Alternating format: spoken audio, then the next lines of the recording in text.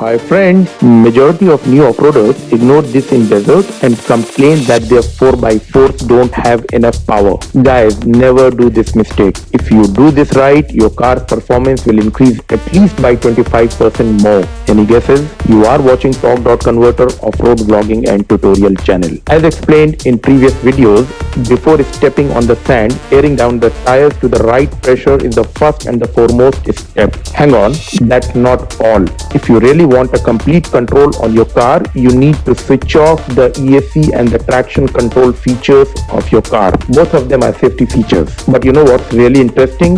While these features act like our guardian angels on road, they act otherwise in the desert. They behave like devils. One of the worst feelings in desert is when your car stops listening to you. You wanna do something else, but it does something else. Picture this. You are side sloping and your car stops at 45 degrees sideways.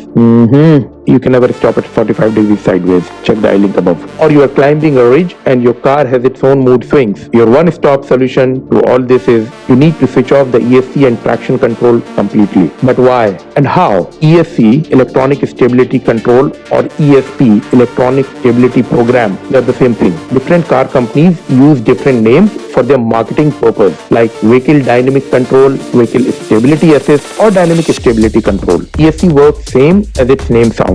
It provides stability to the car electronically. Normally, the road surface will always hold the tires, providing them traction. But when this traction is lost because of any reason, ESC will stabilize the car and helps in avoiding any big accident. ESC basically comes into play at turns when the car is oversteered or understeered. It detects any panic handling. It measures the direction in which the driver wants to take the car to and matches it with the actual direction the car is going in. Whenever it sees a mismatch between these two, it will do its magic to stabilize the car. How? ESC is connected to ECU, Electronic Computer Unit, which is also called the brain of the car, through various sensors. And they are wheel sensors, which are installed in all the four wheels. They measure the precise speed of each wheel. Steering wheel sensor, which measures the actual position of the steering wheel. Dynamic sensor, it measures the vertical roll rate of the sideways swing of the car. Accelerometer, which measures the lateral acceleration of the car. All these data is being processed by ESC on the continuous real-time basis. Whenever ESC senses that stability is out of control, the car can skid or driver is losing the control, the car is oversteered or understeered, it sends signal to ECU, which is the brain of the car. ECU senses a possible direction of the skid and activates ABS for some time and slows down the wheel which is moving faster. It sometimes slows down the speed by readjusting the engine power, by readjusting the firing or the fuel-air mixture intake. That's how it will adjust the vehicle stability and save it from a possible accident. In case the driver's judgment is good, it's all fine. A lot of times drivers don't even know that they lost the control. This is when ESC comes into play and does some of the job on behalf of the driver. A very helpful feature at the sharp turn, especially in mountain driving. Whenever it activates, it sends a beep and blink a light so the driver knows that he needs to relax and take a chill pill. Various global researchers have pointed out that ESC has reduced the fatality of the accidents by almost 25%. ESC works on any surface, road, snow, sand, everywhere. Up till here it's clear. Let's quickly understand the traction control system. It works somewhat like the ESC, but they are not the same. They are slightly different. It's also a safety feature. Whenever it will sense that any wheel is slipping on the driving surface, it will activate partial braking on that wheel to ensure the car is stabilized. Picture this, you're driving on road and there's some water on it. Let's say your right wheels are on the water and the left on the dry side of the road. Right wheels will start spinning faster than the left thanks to the open differential. Lock differential or differential with LSD, limited slip diff, can handle the situation very easily. That's a different case. I've created a video on diff, open diff, lock diff.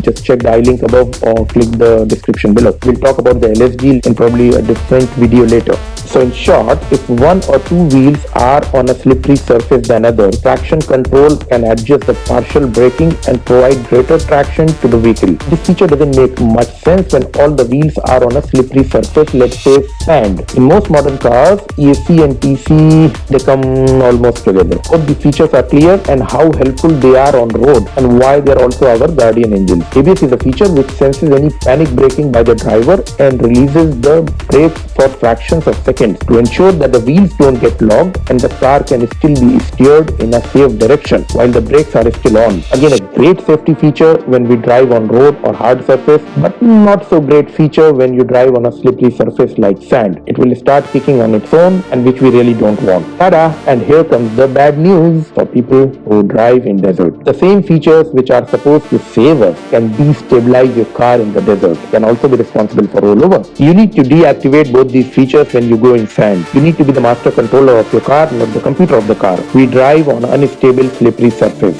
Desert can be extremely unforgiving and ruthless. Here the features which really matter are your accuracy and precision. Here mistake is not an option. And this is how you deactivate ESC and TC on your car. You see this button? This is called traction control. You press it once like this, it will deactivate the traction control, but it will come back in case it senses heavy slipping. To deactivate properly, keep it pressed for 5 to 8 to 10 seconds. Traction control is deactivated now, but the ABS is still on. To deactivate both, I do it by removing the fuse on my Jeep Wrangler. Wrangler JK is the J6 number of fuse. It will cut off the traction control and ABS both. Now the whole ESC is disabled. Just be mindful that removing the fuse in some cars can disable some other features also. So the best way is to install a kill switch at any off-roading garage. An additional switch will be installed on your dashboard by rewiring the actual cable harness. You press it and the whole system is deactivated. Trust me, deactivate these and you will enjoy driving in desert. Your car will listen to you. It will do whatever you want it to do. Try this on your next drive and see the difference and let me know. If you have liked this video, please like and share. If you are new, please subscribe and click the notification button to keep getting more of such videos. It is one of the oldest, biggest and most reputed off-roading clubs of the country.